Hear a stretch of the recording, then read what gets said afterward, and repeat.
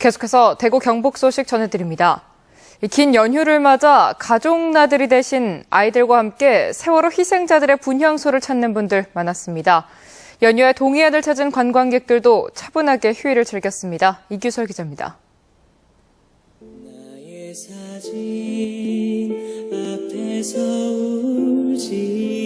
포항의 한 단체가 마련한 합동 분향소. 휴일을 맞아 조문객들의 발길이 계속 이어집니다. 하얀 국화 한 송이를 영전에 바치고 나니 슬픔이 밀려옵니다. 미안하다, 사랑한다. 추모객들이 남긴 글귀를 보니 이번엔 가슴이 저며옵니다. 아무것도 한 게 없잖아요, 솔직히 말해서. 근데 이렇게밖에 할 수 없다는 자체가 미안하죠. 노란 리본에 적은 편지. 5월의 푸르름을 함께 하지 못해 안타깝고 미안한 마음뿐입니다.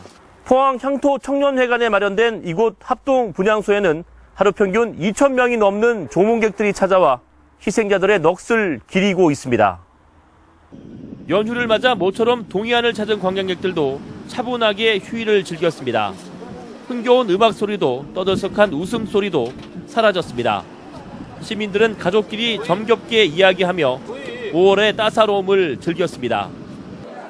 내일은 기다리고 기다리던 어린이날. 백화점과 대형 마트는 모처럼 아이들로 붐볐습니다. 엄마가 어린이날 선물로 선물을 사준다고 해요. 어떤 선물 제일 갖고 싶어요? 또봇이요. 지금 어떤 선물 제일 갖고 싶어요? 축구공이요.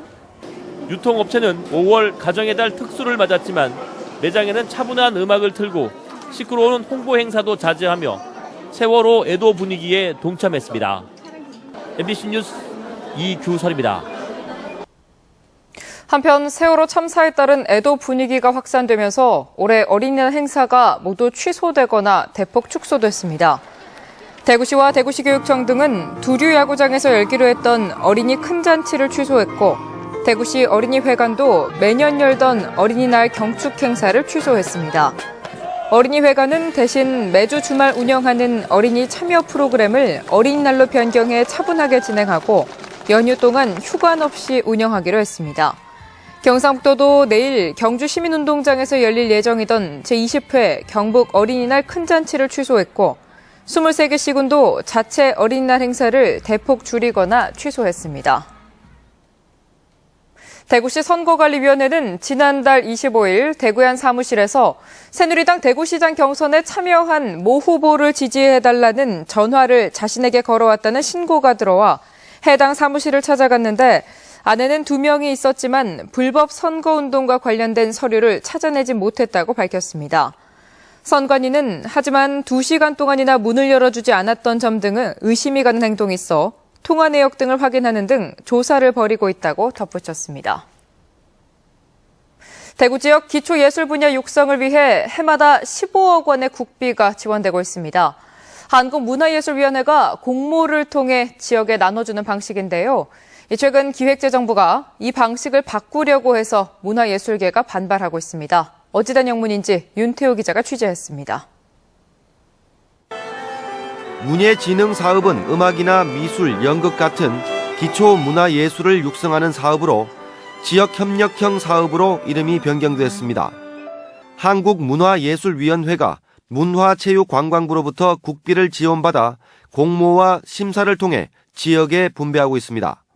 하지만 기획재정부가 이 지원금을 광역시도로 바로 내려보내 광특회계에 편입시키기로 해서 논란이 일고 있습니다.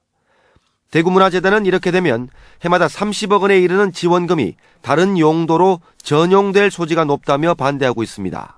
이 예산이 어떻게 시에서 편성하느냐에 따라 가지고 이게 축소될 우려가 많다.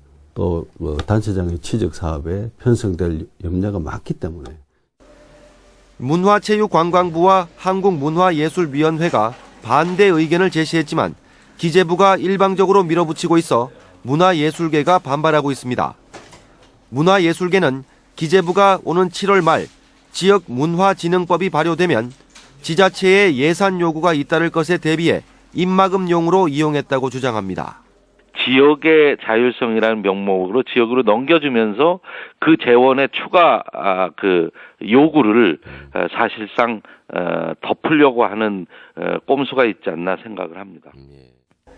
전국 17개 지자체와 5개 광역문화재단들은 기재부를 규탄하는 공동 성명서를 발표하는 등 파장이 확산되고 있습니다. MBC 뉴스 윤태호입니다.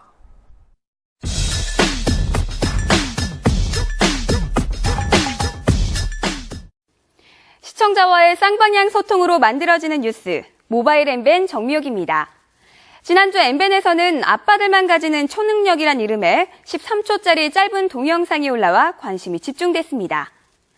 화단에 걸려 넘어지기 직전의 꼬마와 그네에 부딪히기 일보 직전의 아이를 정광석화처럼 구해내는 아버지들의 모습인데요.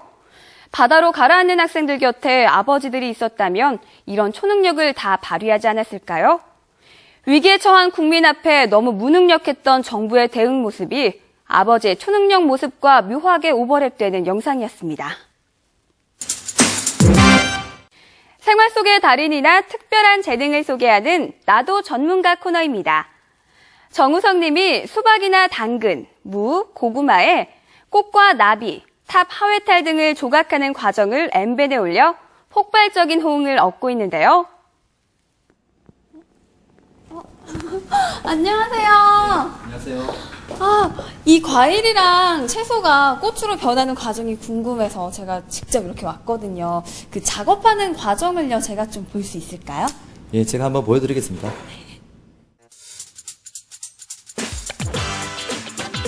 수박 봉우리를 도려내고 꽃잎이 하나 둘씩 생기더니 마침내 하나의 커다란 꽃이 완성됐습니다. 다양한 꽃과 나비, 그다음에 꽃게 모양 등을 이용해서 식사를 할 때 즐거움을 줄 수가 있습니다. 그래서 식재료는 그 음식을 할 때 음식 재료로 쓰이지만은 이렇게 식재료 자체만으로도 음식 공간을 연출할 수 있다는 걸 보여드리고 싶어서 만들게 되었습니다. 누구나 쉽게 만들 수 있다는 꽃 모양 만들기에 저도 도전해봤는데요. 손과 마음이 따로따로네요. 지난주에는 봄비가 너무 자주 내렸는데요. 그래서인지 MBN에도 빗길 교통사고 제보가 잇따랐습니다. 권희연님과 이정희님, 박자원님이 신천대로에서 화물차가 중앙분리대를 충돌한 사고를 제보해 주셨고요.